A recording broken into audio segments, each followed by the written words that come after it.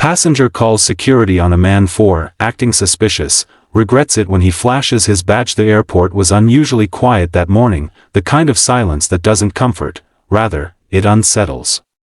Only the distant roll of suitcases and the muffled chatter of travelers filled the air of Terminal C at Alderwood International. The clock on the wall blinked 6:57 a.m., and outside, fog crawled along the runway like a living creature refusing to lift. Emily Thompson clutched her boarding pass like it was a lifeline. Flying always made her anxious, but today her nerves were amplified. She had an important meeting in Boston, one that could decide her entire career, and a missed flight was not an option. As she approached Gate 32, she noticed him. A man sitting alone, shoulders hunched, wearing a dark, oversized coat even though the airport was warm. His cap was pulled low over his eyes, hiding most of his face. His hands fidgeted constantly, tapping, clenching, then disappearing inside his pockets. A black duffel bag sat at his feet, unzipped just enough that something metallic glinted inside. Emily froze, her pulse quickened. She tried to look away, but her eyes returned to him again and again, drawn by fear she couldn't fully explain. Maybe it was the stillness of the morning amplifying everything, or maybe it was something else. His behavior didn't match everyone else. No scrolling through a phone, no coffee, no suitcase, no smile, just stillness. Watching, Emily swallowed harder, her mind wandered to every news headline she had ever read. Airport incidents, suspicious activity, people saying afterward, "I noticed something, but I didn't speak up." She didn't want to be that person. Suddenly, the man stood up abruptly and began pacing. His eyes darted across the hall, scanning faces, the exits, the hallways. He whispered something into his collar, though there was no visible device there. Then he pulled out a folded paper from his pocket, examined it, and shoved it back in quickly, eyes widening like he had just remembered something urgent. That was it. Her breathing turned shallow. Without thinking, she hurried toward the nearest security officer, a tall woman in a Navy TSA uniform. "Yes, sir. Officer, there's a man near Gate 32. He's acting strange. Suspicious. I don't know, but something feels wrong." The officer studied her carefully. "What exactly did you see?"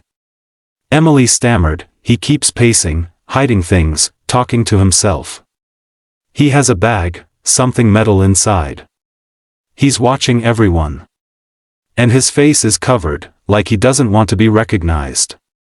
The TSA officer nodded, professional calm hiding any reaction. She whispered into her radio. Two security guards began walking toward Gate 32. Emily followed from a distance, heart pounding. Other passengers began noticing the commotion, their heads turning like flowers following sunlight. Two more officers appeared. They surrounded the man silently, forming a wall around him. "Sir," one officer said, "we need to speak with you." The man looked up slowly, eyes tired, not alarmed, not angry. Just exhausted. He glanced at Emily from across the terminal. Only then did she realize she had been staring the entire time. "What seems to be the problem?" he asked, voice low. "We received a concern about your behavior," the officer replied. "We need to check your identification." Passengers began whispering, "Who is he? What did he do? Is he dangerous?" Emily suddenly felt a prick of doubt. Was she wrong? The man looked around at all the staring eyes. His jaw tightened, not in anger, but pain. Slowly, he reached inside his coat. The officers tensed. Hands hovered over tasers. He pulled out a leather wallet and flipped it open. The gold badge inside practically glowed. FBI, Federal Bureau of Investigation Special Agent Daniel Mercer. A ripple of shock spread through the crowd. Emily's stomach dropped. Heat rushed to her cheeks. She had accused an FBI agent. Agent Mercer exhaled slowly. "I'm undercover," he said, voice steady. "Or at least, I was." He lifted the duffel bag and unzipped it fully. Inside were files, surveillance equipment, and a small encrypted laptop. Nothing dangerous.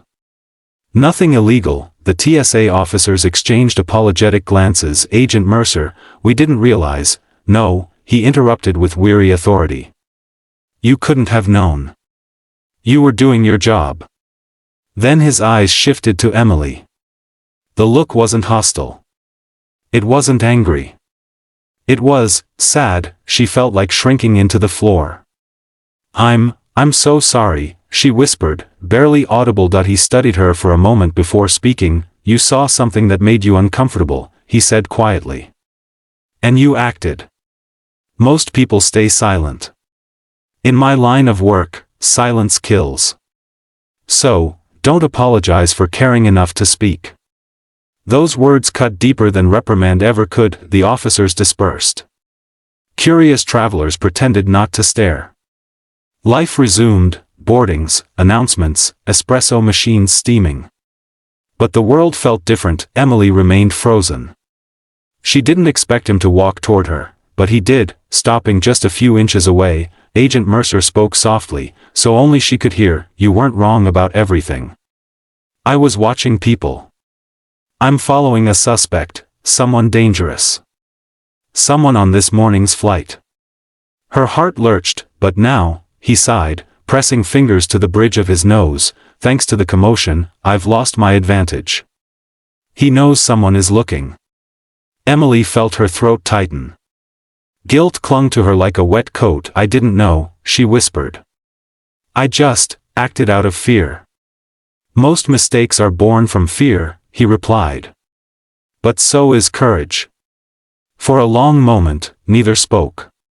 People swirled around them, but the space between them was still. Then he added, almost reluctantly, look, if you want to make peace with this, do one thing today. When you're scared, don't assume the worst in people. Ask. Observe. Breathe. Fear ruins more than danger ever could.